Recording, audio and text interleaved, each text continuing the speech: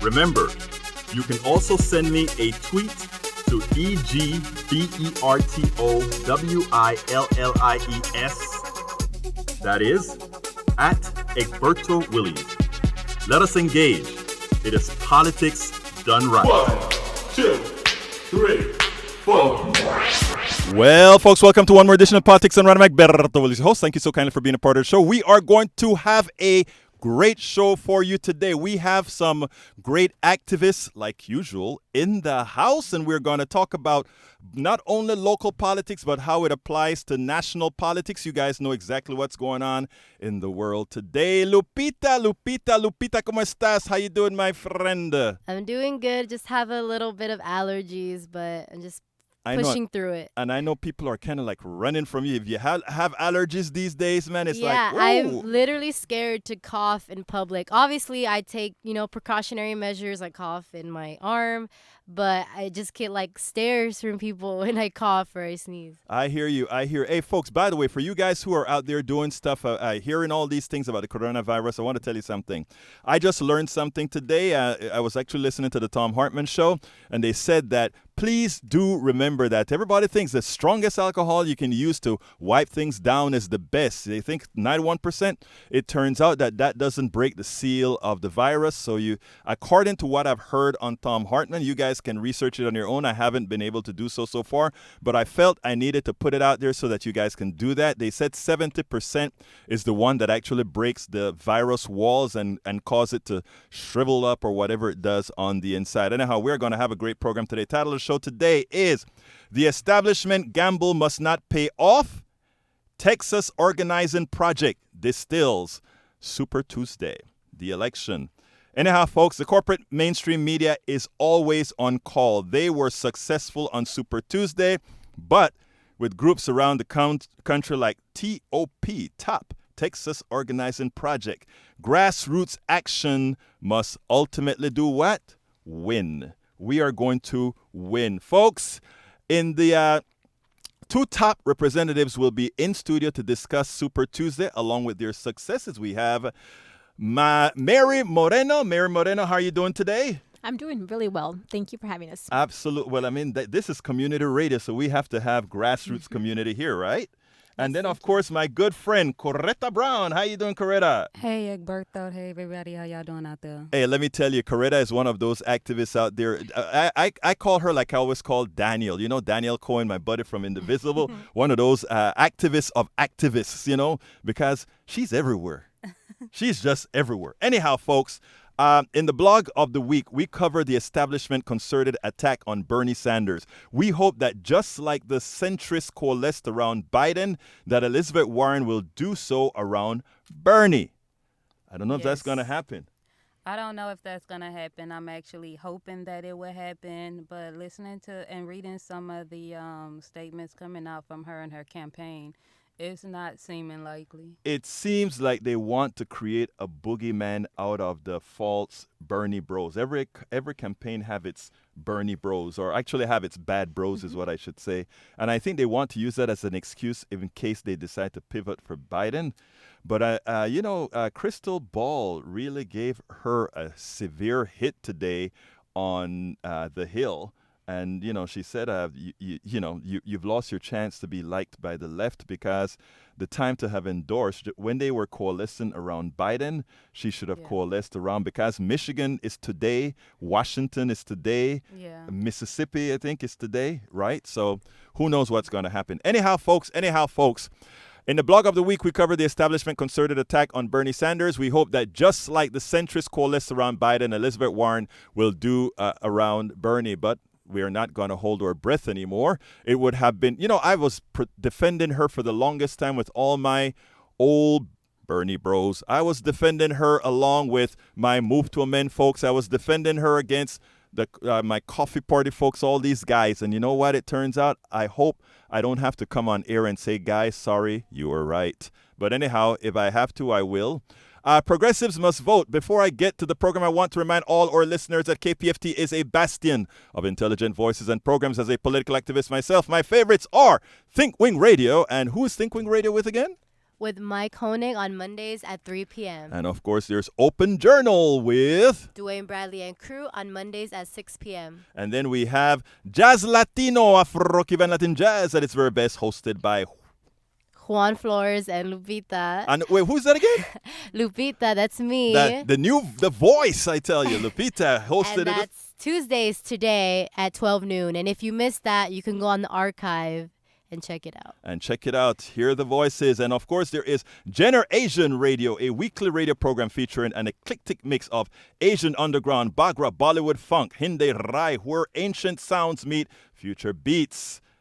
That's right after this show, Tuesdays from 4 to 6 p.m. And folks, that is the show that keeps me hopping. Hey, how you doing, Letty? Wait, Letty is in the house. Letty, say hello to our audience, Letty.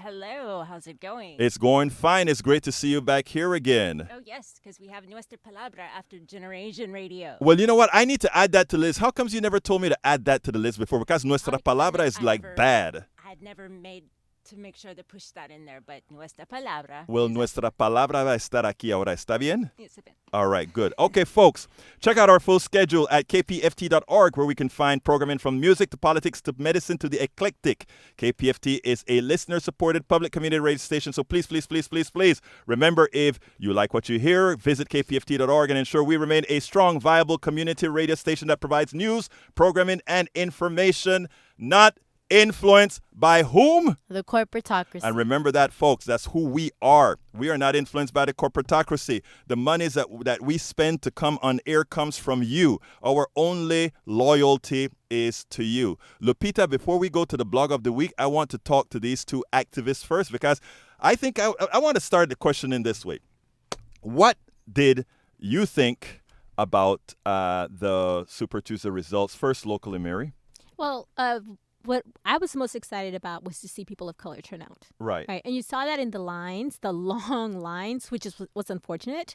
But I was really proud of everybody who stood in line and waited until they voted. And then that fact that we made up more than 50% of the electorate in Harris County this primary is something we should all be proud of. I mean, I think that is great, because I think Houston is one of the largest majority minority cities, if I remember. Is that correct? Yes. Yeah, and as such, I think, normally we know that Latinos specifically generally don't have a high turnout. Now, the black voter generally have a high turnout. In fact, in some elections, it's higher than the white vote. Tell me a little bit about the Latino vote and how it did this time around. Finally, right? I mean, I think it's always been, if you talk about the issues that people care about, our theory is that people will turn out. I agree. And that's what happened. And I think we endorsed Bernie Sanders. And Bernie talking about free public college, healthcare for all, living minimum wage, growing the minimum wage. Those are the issues that Latinos care about the most, right? Because if you look at college, Latinos are most likely to drop out of college because they can't afford it. They're most likely not to have insurance. They're among them, along with the black community. And also the jobs, right? Latinos are stuck in minimum wage jobs. So these are the things that would impact their families the most and most immediately. So when we talk about those issues, Latinos will show out. And that's what Bernie did really well, right? He spoke directly to Latinos about the issues they care about. No, I can tell you from experience, because being in Las Vegas, Nevada, I don't know if you realize, first of all, Bernie got 53% of the Latino vote in Nevada. But not only that, the people were anxious to go vote. I had one woman cry to me when she realized, because a lot of people aren't really informed about voting as they should. Yes, it's on TV. Yes, it's elsewhere. But these are folks that work hard. These are folks that are putting in 12 hours a day, 7 days a week. This woman cried when she realized Nevada was a caucus. And being a caucus, she had to be there between 12 and 2. And she worked between those times. She could have gotten off at 11 to come vote and go back, but because it was a caucus, she had to spend all her time there. So there are a lot of hindrances that we face in the voting thing. Now, I wanted to ask that question first, because you stated what made you happy with the vote and how much TOP had to do with it. So before we go any further, tell me what is TOP, because I think folks from all over the country should hear about this organization and understand the kinds of things that they do and why this likely should be replicated all over the darn country. So tell us a little bit about that. Yeah, so the Texas Organizing Project is we organize Black and Latino communities specifically because we think if we join our fights, we're more powerful. Right.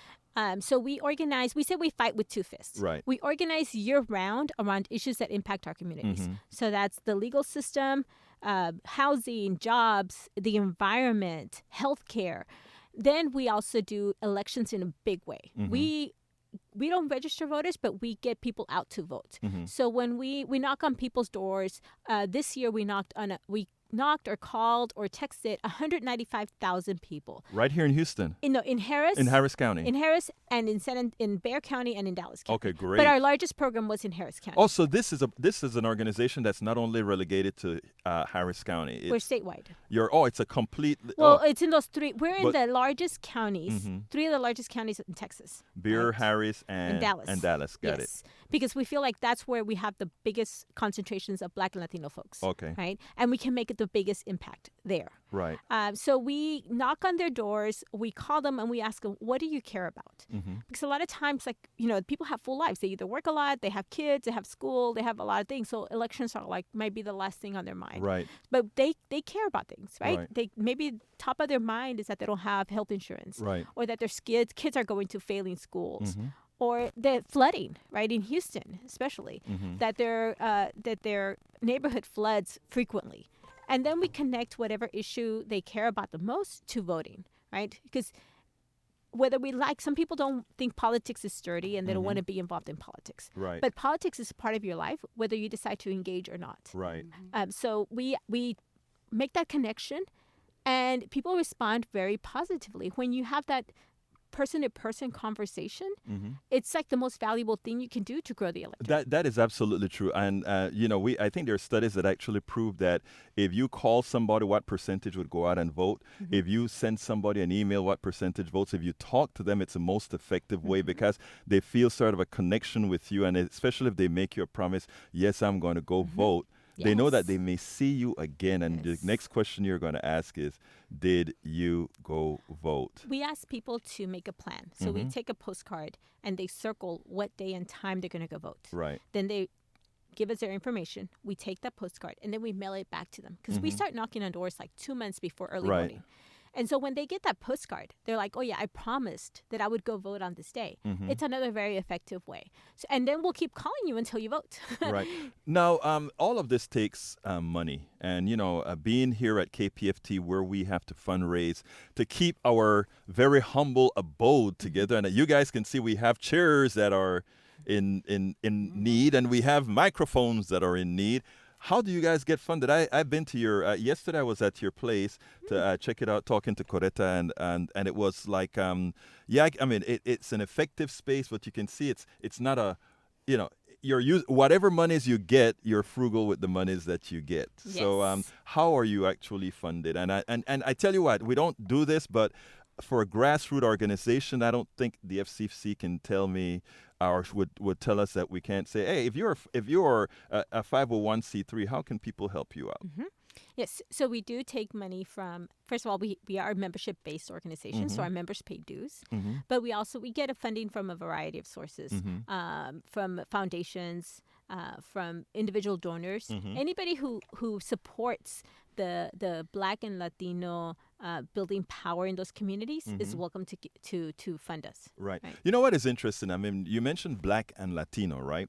I've always wondered why we need more organizations that, especially in cities like this, that take advantage of those not similarities but synergies, right? Because what happens is, I've seen over the years there have been false tensions created between Black and Latino communities because it's like, how do we best fight for the crumbs coming from the corporatocracy? And that is the most difficult thing to break. You go out there to a Black community and you hear Blacks saying, well, these Mexicans are coming, and they call Latinos Mexicans. I mean, it's like, we know first of all, let's explain to folks. All Latinos aren't Mexicans. Okay? I mean, we are from all over the damn place. Yes. But anyhow, I think what is very important for folks to understand is you go into a Latino community and you hear the same thing. Esos negros o chombos o lo que sea, they go out and I think having an organization like this that doesn't allow the corporatocracy to pit folks against each other is important. And from what I see, I mean, we have two of you, two ladies in here. First of all, it's great that it's two women that's representing. Top is women led. One Latino, one black American. So why don't you've been kind of quiet. Why don't you tell us a little bit about what your thoughts are on this top organization and what you guys want to see accomplished through it, and how can this be sort of a template that's used all over? So I'm with the Right to Justice team at TOP. I started following TOP, I think it was like around 2016, right? And just watching what they were doing in the general election. And then watching afterwards, how they would actually go out and do direct actions to challenge different officials and things like that. And so that automatically attracted me, being a criminal justice reform advocate that I am. So as I kept watching and I just kept building a relationship with different people out here, it was like, of course, I'm always here at Texas Organizing Project. I mean, I just don't think that you can be in Harris County and not know what Texas Organizing Project does, or not, at some point see who they are, or see who we are. And so it's a great organization to work with. Being a part of the Right to Justice team, we focus on everything and all things that's related to the justice system, the unfairness of it, the inequality, the mass incarceration. And, it's basically about taking this issue and then figuring out what's the systemic problem and then what's the systemic solution, and then how do we take the solution and implement it so that our vision is actually, is actually coming to fruition. You know what is great? I came to one of your meetings, and I love what you just said, because you just said, how do you bring what your, these aspirations that you have, how do you bring it to fruition? Well, I mean, I think that meeting showed that you had some healthy discussions within that meeting with people who agreed, disagreed, wanted to change the way things went along. And I kind of like the democratic manner in which you run the organization. I can tell you from other organizations, sometimes a lot of democracy is a little bit messy, but I mean, I think, and by the way, that is not discounting. I believe 100% in democracy. So, right. And I also believe 100% in messy democracy, because I think that is how things get done. I don't believe in sanitized anything. Let's go ahead and go out there and do it. So I enjoyed that meeting. I imagine you're going to have a whole lot more of those things, and you're trying to build your membership. We are, because like Mary said, we are a member-based organization, and we fight with people power, right? So to have people power, to fight with people power means you have to have people, right? So we are always expanding our membership base. We're always inviting people to come in to our movie nights, to come in to our workshops. We're going to be having different workshops where we'll be explaining, just the roles. Some people don't understand, like, the role of the county attorney. How does that role affect us on a local level? How does it affect our everyday life? Or just different other roles that we have. And so we're going to be having those workshops that really educate our members and empower our members, because whether we're talking about politics or whether we're talking about our social issues, it's only through education that we are able to be most impactful. Let me tell you something, Coretta. There was a time in America where kids got civics in school. So they learned how their government worked. They learned what it was like, why you had a job. They learned all these things, right? I don't know if you noticed that a lot of that has stopped, right? That is not because they didn't want to pay for that. That is because they didn't want to have an educated population, because an educated population they can control. In fact, if you take a look at the rationale or the reasoning, and folks, some of you are going to get upset for what I'm going to say, but the only way you can have this new mass appeal for Joe Biden is because of a large base that, and I don't want to call the base uneducated, because that's not what it is. It's miseducated, but it's miseducated because the base of education on politics was not there in the first place. Your thoughts on that? Yeah, I think it is easy. I mean, like you said, people have full lives, right? So Right. and if you don't have that foundation, like how many people can tell you who their senators are or Right. their governor? Like, and it is a failure of our schools, and not by coincidence, right? Our schools really declined as the population of people of color rose. Like the disinvestment, the just the everything about public schools declined as more and more of the population was Latino and Black kids. I want to, that is a very important statement, but it's a statement that has to be qualified. Because let me give it an example. When we had the flood in New Orleans, a lot of the students from New Orleans came to a lot of schools in Texas. And when they came to the schools in Texas, there was a lot of issues with these new New Orleans Black kids coming into Kingwood Yeah. schools and bringing down their ratings as a lot of people wanted to raise hell about that. Oh, look at what you're doing to the rating, not realizing that the ultimate thing is not about kids bringing down the rating. Is about why is it that these kids were not on par with the other Right. kids. Now, you made a statement that some will interpret dangerously. In other words, as the Black and Latino population increase in schools, less resources, less, and you see less, they come out less prepared. Some would want to make that something intrinsic to Black and Latino kids, when the reality is that as you get browner in a community, less resources tend to flow because they feel less answerable to those people. Yes, anytime you look, especially in the state of Texas, I'm being specific in Texas. If you look at the way we fund schools and the population increase in Latino and Black kids, the money spent on schools has declined. Right. And then, so it's all purposeful. Right. And, I think America needs to know that the interesting thing about that is, oh, by the way, folks, you can call in at any time if you want before my blog of the week, 713-526-5738. If you have any questions for Mayor Correa, 713-526-5738. Yeah, so, I think when it comes to schooling and education and all of that, it is so important that we have avenues to tell these stories. I am glad what you said, Coretta, is one of the things that you're doing at top is you're making sure to educate people. I think yesterday you told me about a whole lot of people that comes into your door. Yes, it's the working class, but many times it's the working class without work. Right. Yeah. And so that's just like another way that we can see what's actually happening within our community. Right. You have in the media, they're telling us that unemployment is at an all-time low and that people have jobs.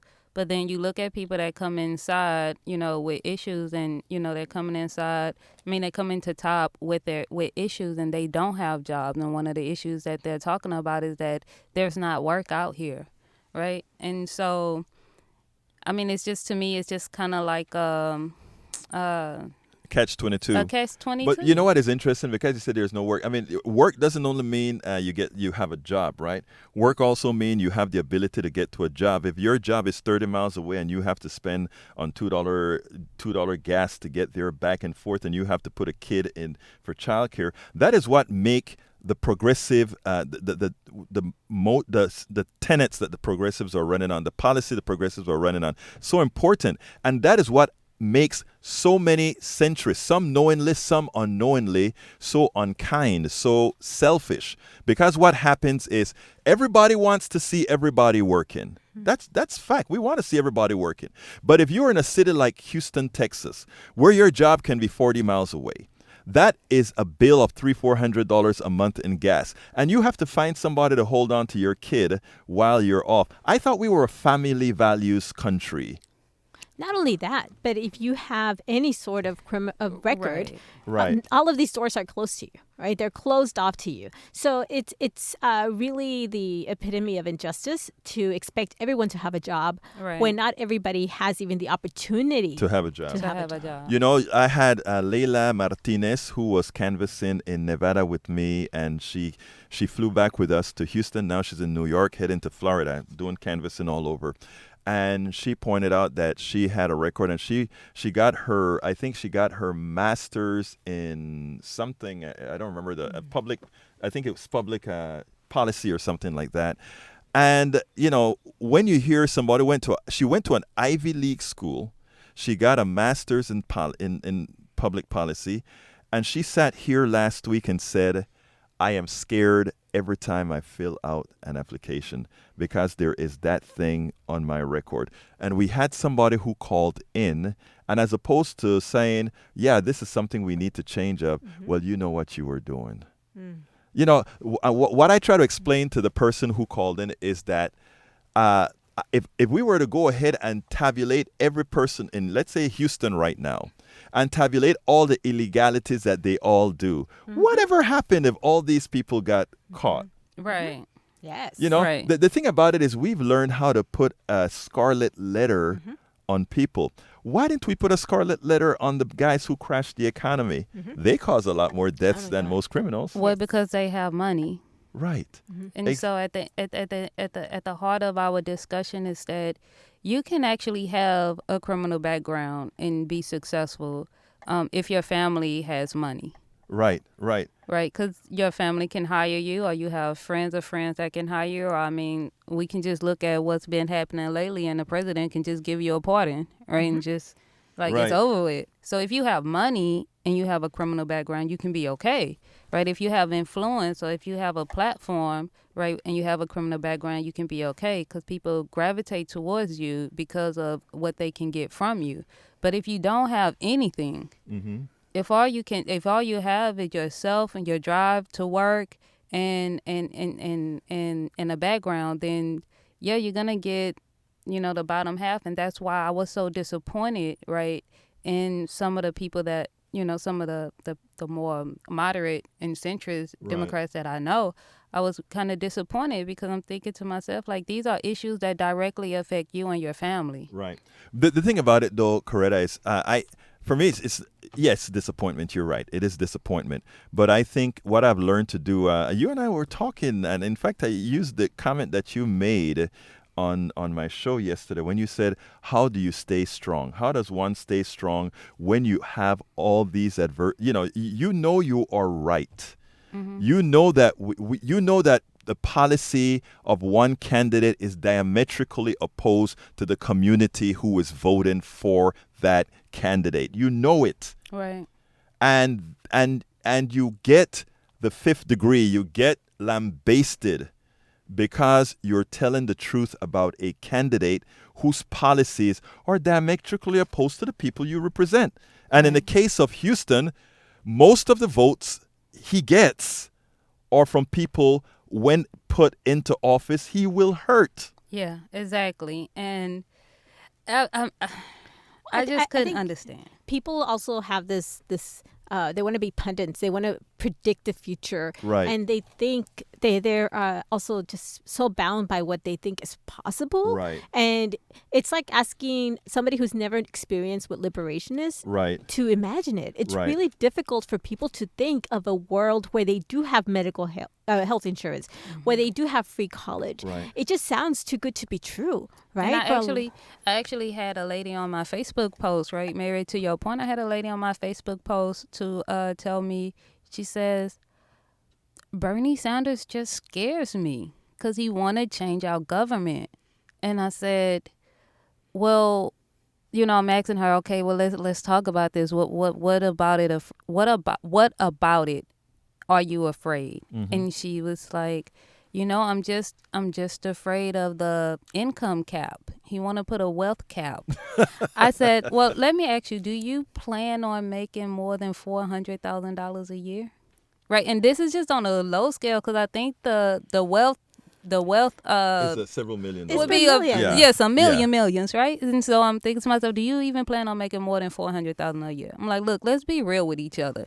The average black person, I'm not going to speak for the Latino race because equal. Right. But the average black person, right, we are not going to make more than $80,000 a year for the rest of our life. Right. We are considered blessed if we can get to 80,000 and if we can make it into the 6 digits, then we feel that we have made it, even if it's the low 6 digits. Right.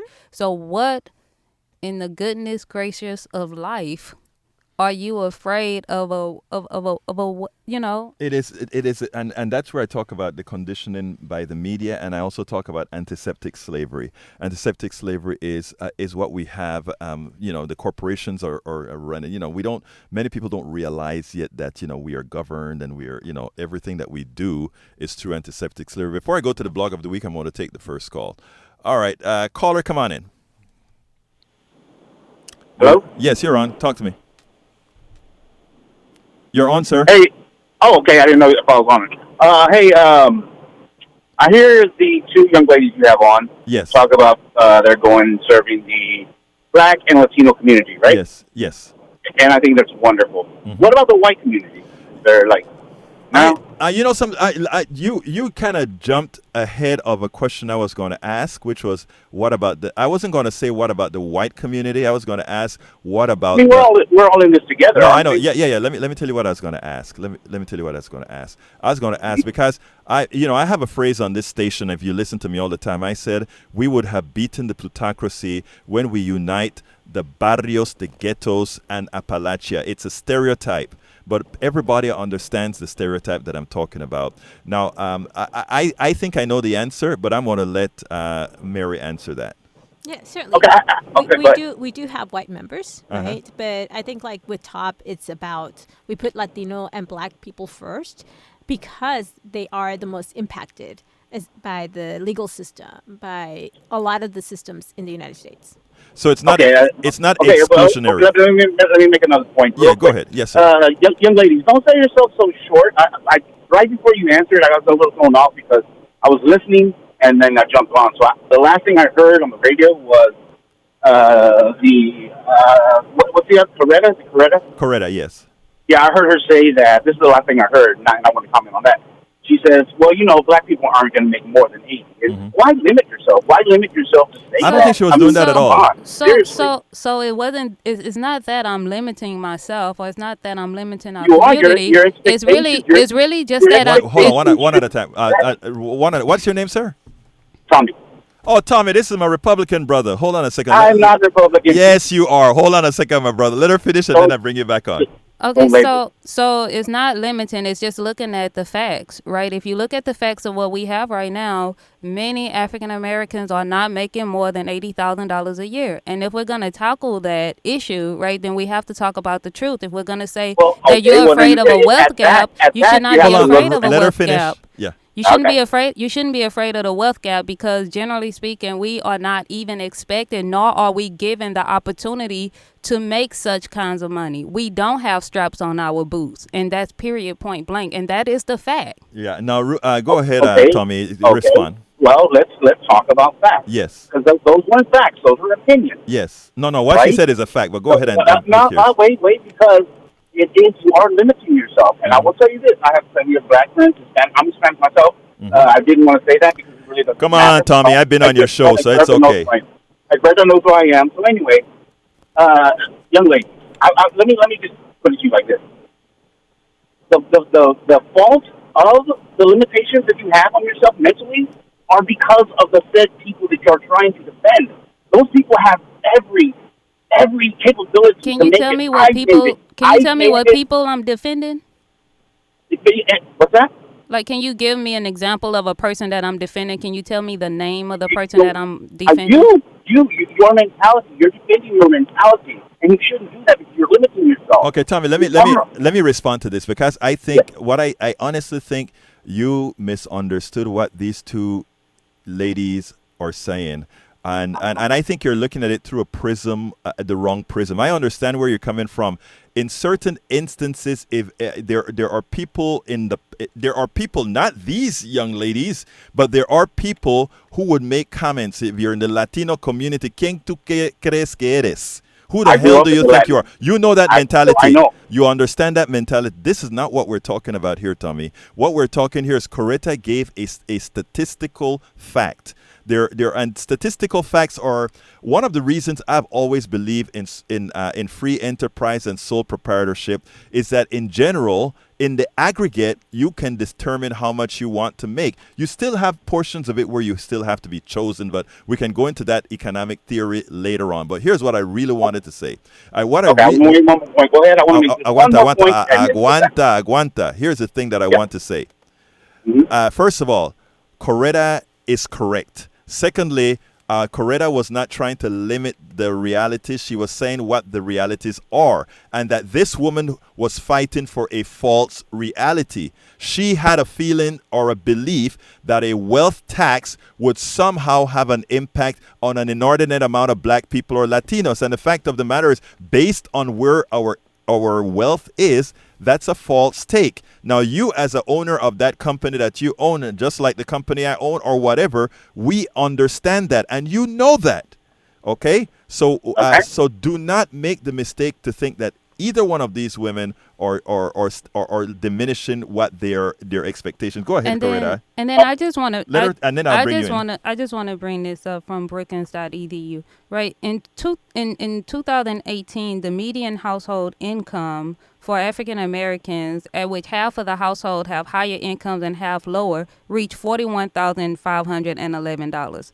This is facts. Right. And if we don't talk about facts, then we can't talk about how we do economic reform for Black and Latino and Latina people. Coretta, and what Coretta said is what is so important, because you have to know the numbers so you know what economic strategies you must take to mitigate that. You know, I call our economy an extracting economy. It extracts from Latinos, blacks, and now after it has extracted that, now white folks are actually a part of that agenda as well, because our economic system knows no color. You know, I'm not a race guy.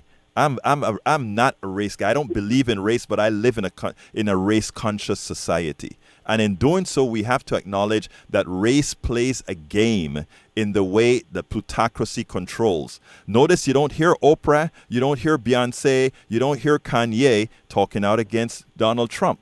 Because at that point in time, we're talking about a different thing. That's what makes my concept right. Go ahead, Tommy. Okay, my last point. Yes, sir. Late. Or to answer you,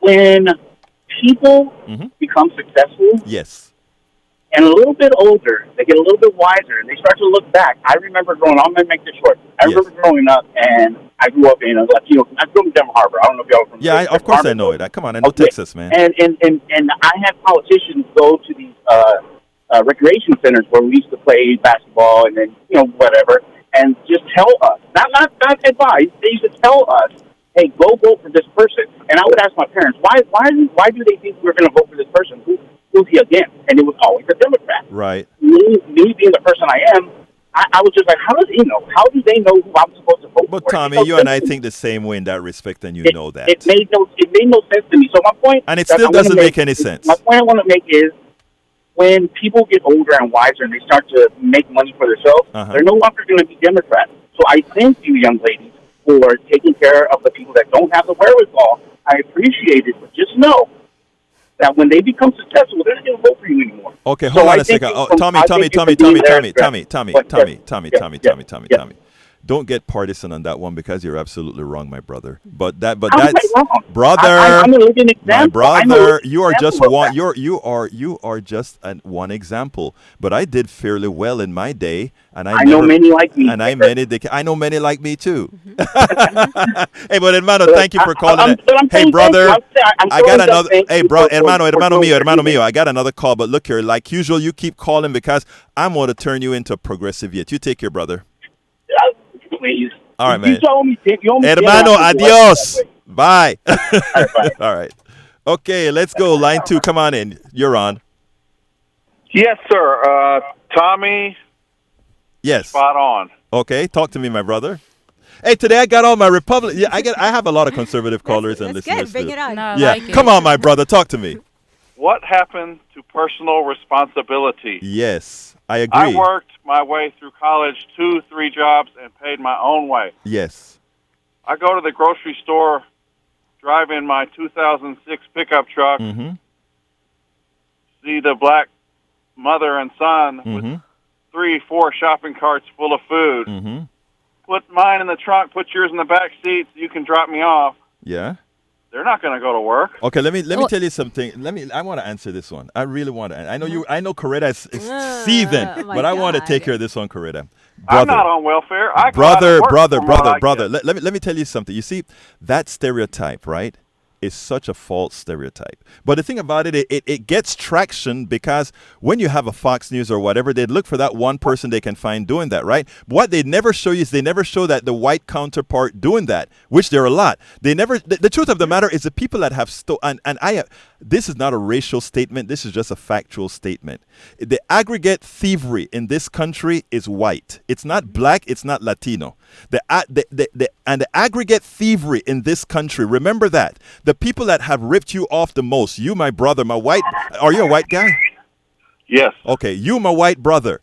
The person that rips you off, sir, is white people. And white is a stupid statement. Black is a stupid statement. Latino is a stupid statement. Okay. But that's how we characterize folks. But if you look at the genre of the folks who have screwed you the most, it's the white elite. That's who have gotten to you. And what I'm trying to do with you, what is your name again? I forgot again. My name is Barden. Hey, Barden, let me tell you something, brother. You and I are in the same boat. Okay. And when my goal in life is to let you realize that. You and I are in the same boat. You haven't seen it because there is a concerted effort in this country to make sure. And I was talking to Maria and Coretta earlier on about the black-Latino friction. And we have the Latino-white friction, the black-white friction. These are by design. So they create and highlight all these stories so that instead of you're looking for the people who are causal in what occurs in this country, you can say, Maria, you Latina woman, you are measling off of these white guys. They work hard, and that's what it's all. Yes, and you, Coretta, you black woman, why do you take advantage of white people like that by being on welfare? And those are the things that happen, right? So you got guys like me that come out and say, I'm not going to fall for the trap by hating on you, because you are conditioned just like Maria and Coretta are conditioned. So you are my buddy. You know what my goal is with you, brother? I am so happy that you keep calling me because I love you. Because I'm going to turn you into a progressive too. Because you're going to see. No. Hold on. I'm not done. I'm not done. Because I can guarantee you that you're a just person.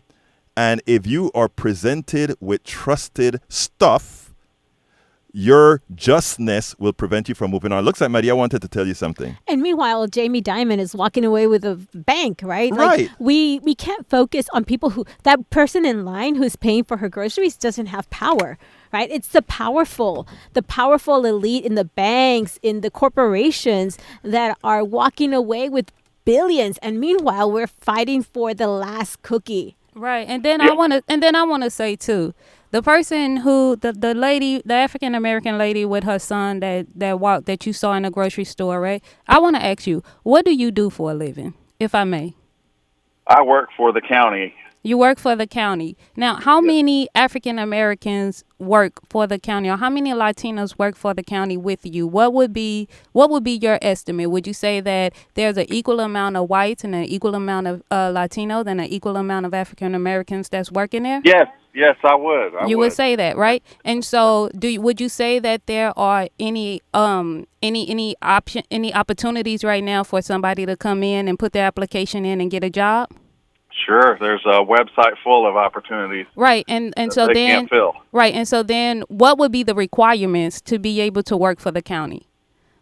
Can you have you got to have an education. You got to work for it. You got these people coming across the border, and so that's my point. That African American family that you saw in the store with a food stamp card trying to get their welfare. Trying to get some groceries. That person didn't have the opportunity to get the same education that you got. I know. Coretta, look, Coretta, come on, Coretta. Okay, wait, sir. I got it. Look, my phones are. Sir, we got where you're coming from, but let me tell you this: you keep listening and you keep calling. My lines are completely. One last thing. Quick.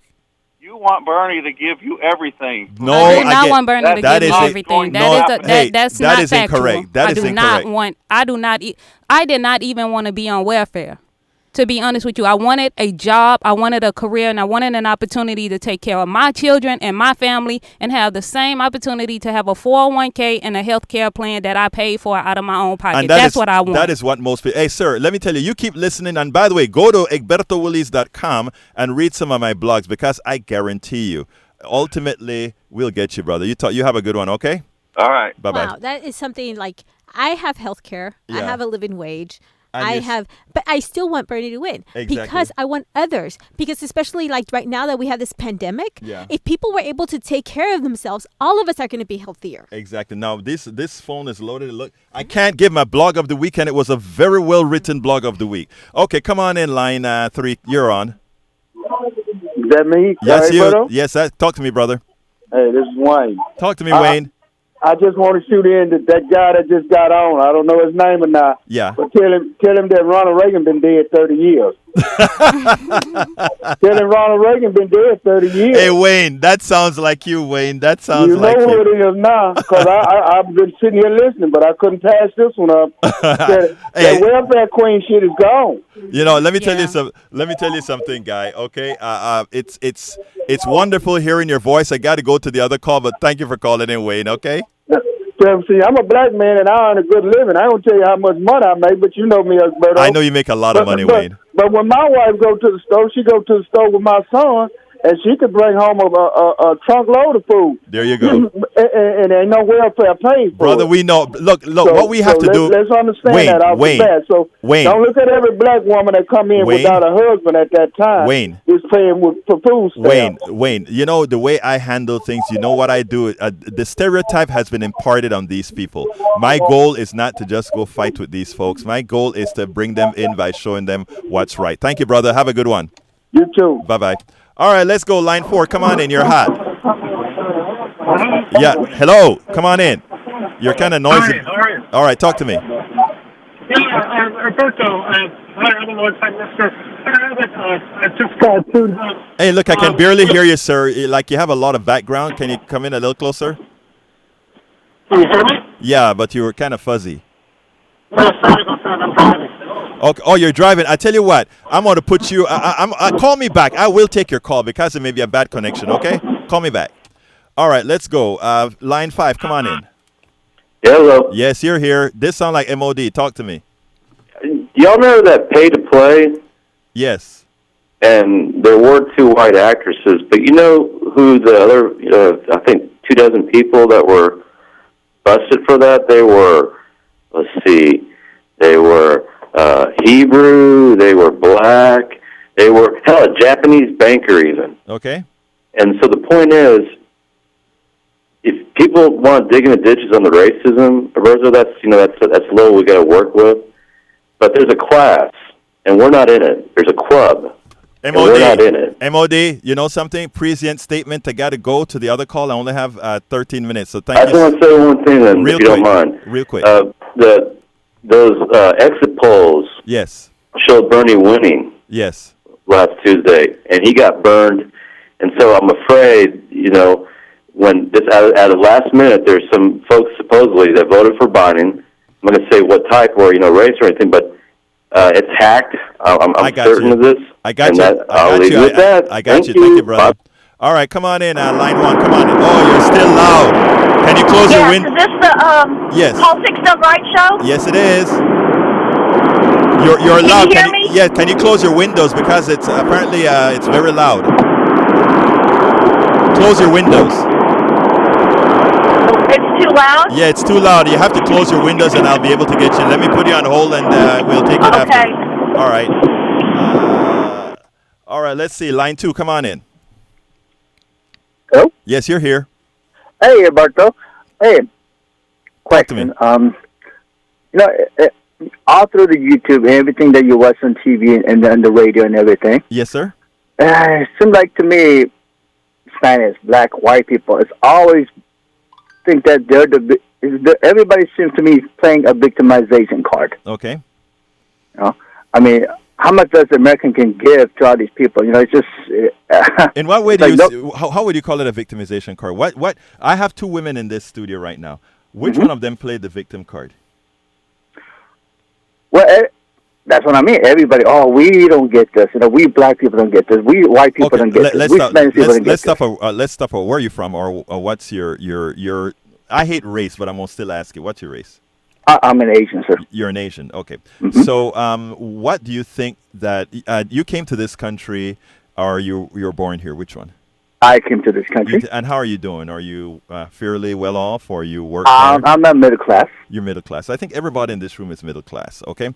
I think a lot of people miss the point when we look at the things that Bernie wants. People, I always said that the problem that we have is we are calling things free stuff, right? Whenever they talk about Bernie talking about healthcare, they call it free healthcare. Whenever they talk about student loan, they repaying student loan, they call it free something. The reality is that's not what it is.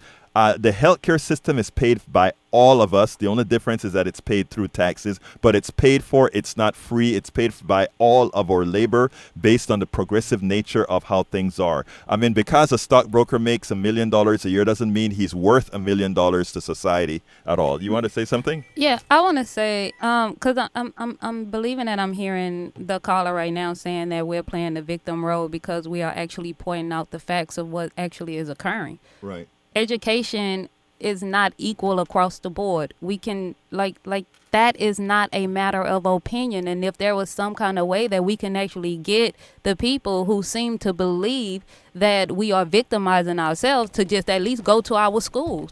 Like, just go to a school. Matter of fact, take your child out of the school that your child is in and put him or her in one of our schools and tell me if that is equal.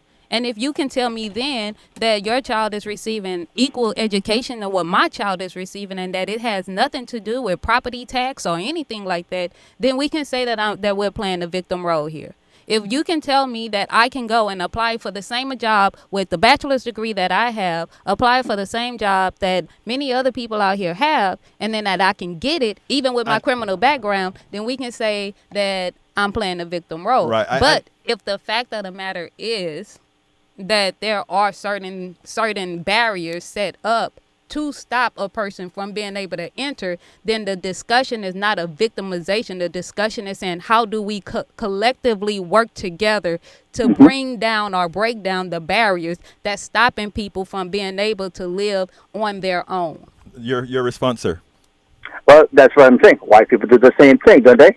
Well, yeah. I don't get. I cannot get this job because they have to get a quota with the black people or minorities. They also complain. So what I'm saying is, it goes both ways. That is not true, though. But that wouldn't be true. Yeah, that you see, it is easy to try to play something called reverse racism, right? And that is something that a lot of folks really try to play. I would like to be able to live in a colorblind society because I understand race is a silly thing.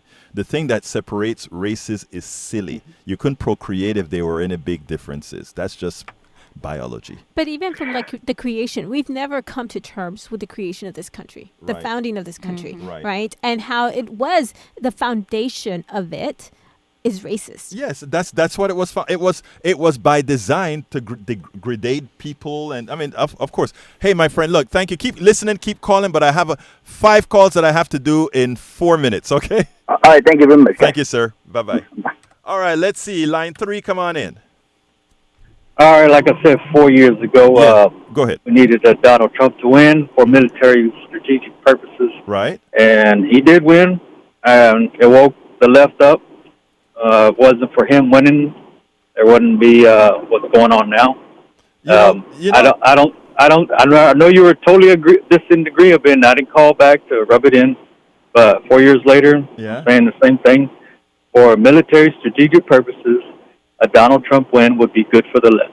Well, you know what? I don't agree with that. But you know what? I tell you what. Here's the funny thing that where I will kind of put it in. I don't think a neoliberal win is good for anybody, whether Donald Trump or any other neoliberal. I don't think it helps the situation in America at all. And right now, with this pandemic looming, we are in real danger because of Donald Trump, right? Because he can't get past his own ego. He can't get past his own incompetence. Very true. Very true. Let me run to the other call. Thank you for calling, sir. Well, if I give him that much authority, then something else. No, it's not that. I'm responsible for my own health. I'm responsible for washing my hands. No, if what he says doesn't dictate how I govern my life. Sir, that is not completely true. That's not completely true. But we'll talk about that another time. Thank you, sir.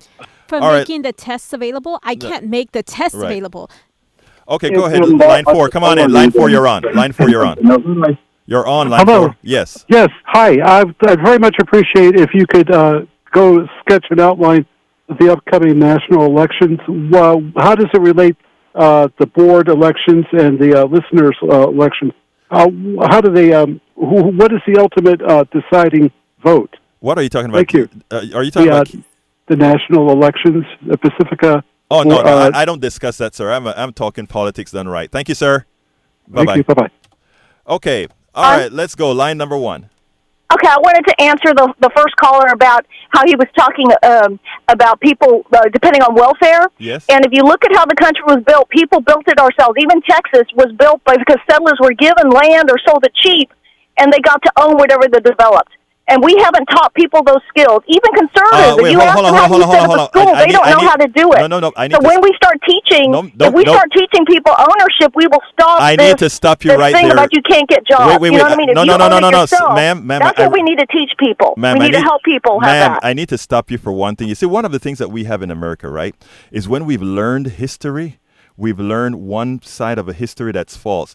If you are able to say that all those people that own all these ranches in Texas, hundreds of thousands of acres, own that when there were other people there. No, those are stolen lands. So you're saying these people came to Texas, they stole the land, and they worked the land, and they did something out of it. Now you purposes that were not given land in the beginning. I can answer that because you didn't let me finish. That there's two sides of it. That people were forced. Hold on like they didn't build the South without slavery. No. Wait. People. Let me finish my point. My point is, it's not that these people are depending on government. There's always going to be people that were they were dependent on government. Before we had slaves that were brought here that didn't have any means of that were deprived of their ability to own things themselves. So we have to start with where we are. Ma'am, if you look at it that way, these people are not dependent on slavery. Ma'am, when I speak, you know what I mean? We can work from here and then build up where everybody has equal ownership of their own communities. Now, hold on, stop. Land from natives and stealing land from slaves, we can do restitution and make it where the natives own the land again, like Hawaii. Okay, they want to reclaim their land. California could go back to the natives. I'm going to have to cut you off, ma'am, which I never ever do. I'm not saying to ignore the history. I'm saying... All right, I've never ever cut somebody off, but if somebody doesn't answer me, I mean, I can't. That just hurts my heart. I've never cut anybody off. She didn't want to have a conversation. Right. She wanted to put up. But I want to get 30 seconds. I want to tell you guys something, first of all. Don't let anybody ever tell you that some benevolent people came across the West and built anything. All of that was stolen land. And then they want other people come there and say, oh, now you have to make it on your own. Maria, give me a quick closer, 10 seconds. Join the Texas Organizing Project. Go to organizetexas.org and sign up, and we will get in touch with you. And Coretta? We will be having a Right to Justice meeting at 2404 Caroline Street on March 27th from 6 p.m. to 8 p.m. If you're interested in learning about Texas Organizing Project, this would be a great time for you to come out. Folks, my name is Egberto Willis. Thank you so kindly for listening to us. I hope you enjoyed the show today, except for maybe one or two unruly people. You know, I never, ever do what I had to do on that last call. My name is Egberto Willis. This is Politics Done Right, and you know how I end this, baby. I am what? Out!